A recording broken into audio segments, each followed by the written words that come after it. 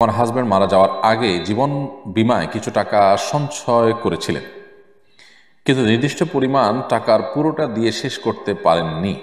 এখন এজেন্সির কর্মকর্তারা বলছেন নির্দিষ্ট পরিমাণ টাকার পুরোটা এবং এক্সট্রা আরও কিছু টাকা নমিনি হিসাবে আমি পাবো। এই টাকা কি আমার জন্য হালাল হবে?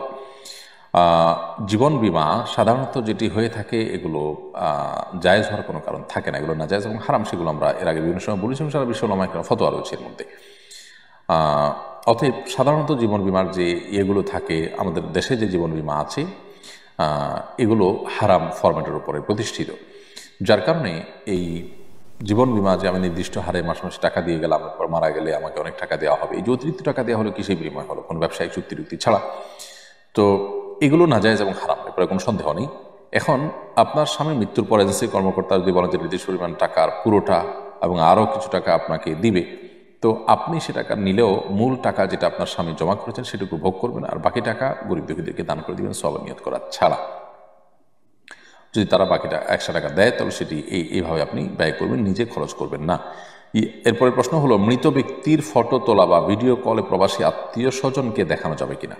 মৃত ব্যক্তির ছবি তোলা কিংবা ভিডিও কল করা থেকে বিরত থাকা উচিত, কারণ মৃত্যুর পর মানুষের চেহারাতে, তার শরীরে নানা রকমের পরিবর্তন এসে যায় অনেক সময়।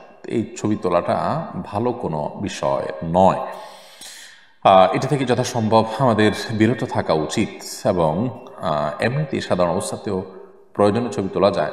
ছবি তোলার ব্যাপারে, ফটোগ্রাফির ব্যাপারে আমাদের যে মত পার্থক্য আছে, যে ডিজিটাল যে ছবি তোলা হয় মোবাইলে বা আমাদের বিভিন্ন ডিভাইসে যেটি থাকে, যেটি প্রিন্টেড নয়, সেটিকে অনেক রকম জায়েজ বলেন। এবং জায়েজ হওয়ার মতটাকে আমাদের কাছে নানাভাবে যৌক্তিক এবং বেশি শক্তিশালী মনে হলেও এটি সতর্কতার পরিপন্থী যে প্রয়োজন ছাড়া আমরা ছবি তুলব, সেখানে মৃত ব্যক্তির ছবি তোলা বা ভিডিও করা তো অনুচিত। তবে একান্ত তার সন্তান দূরে আসতে পারছেন না, তাকে যদি আপনি লাইভ ভিডিওর মাধ্যমে, লাইভ কলের মাধ্যমে দেখাতে চান, এটা ভিন্ন বিষয়।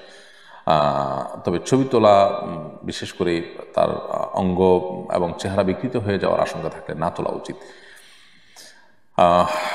এরপর প্রশ্ন হলো, মুহররম মাসের বিশেষ কোনো আমল আছে কিনা?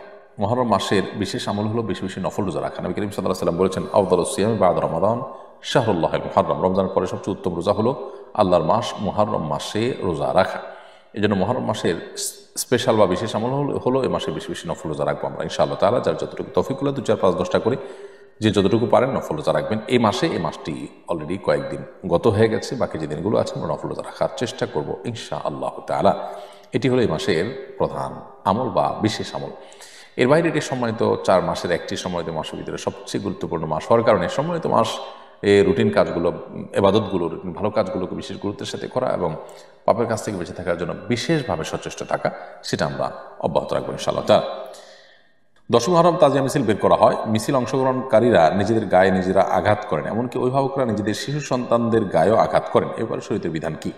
পরিষ্কারভাবে নবী করিম সাল্লাল্লাহু আলাইহি ওয়াসাল্লাম কোনো শোক পালন করতে গিয়ে নিজের শরীরে আঘাত করা, জামা কাপড় ছেঁড়া, এগুলোর পরে পরিষ্কারভাবে নিষেধ করেছেন এবং আল্লাহ তাআলা লানত, অভিশাপ নাজিল হয় এই সমস্ত ব্যক্তিদের উপর, সেই কথা তিনি বলেছেন। সো তাজিয়া মিছিল বা আপনার শোক মিছিলের নামে নিজের শরীরের বা সন্তানদের শরীরে আঘাত করা সম্পূর্ণ নাজায়েজ এবং গুনাহের কথা। দিন মনে করে, ইসলাম মনে করে এই ধরনের ভুলভাল কাজ অনেকেই করছেন, শিয়াদের মধ্যে এগুলোর প্রবণতা অনেক বেশি। আমরা এই সমস্ত কাজকে কখনো জায়েজ মনে করতে পারি না, কারণ নবী করিম সাল্লাল্লাহু আলাইহি ওয়াসাল্লামের স্পষ্ট নিষেধাজ্ঞা রয়েছে। বিধায় এ ধরনের কাজ আমরা করব না। এমনিতেই আপনার শোক পালন করতে গিয়ে আল্লাহর প্রতি, আল্লাহর সিদ্ধান্তের প্রতি আপনার এক ধরনের বিদ্রোহ প্রকাশ পায়, সেরকম মাতম করাও কিন্তু হাদিসে নিষেধ।